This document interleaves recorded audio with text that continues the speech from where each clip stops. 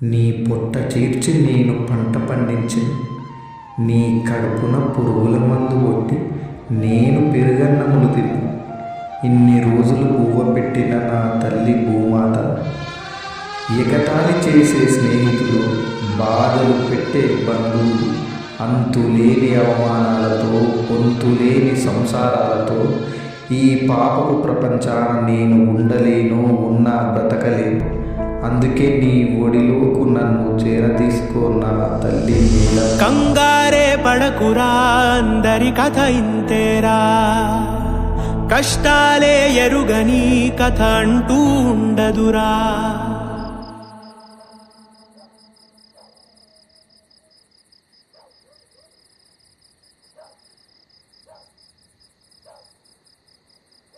కన్నీళ్ళే దాటని కళ్ళేవీ లేవు కదా, కల్లోలం జరగని బ్రతుకంటూ ఉండదుగా.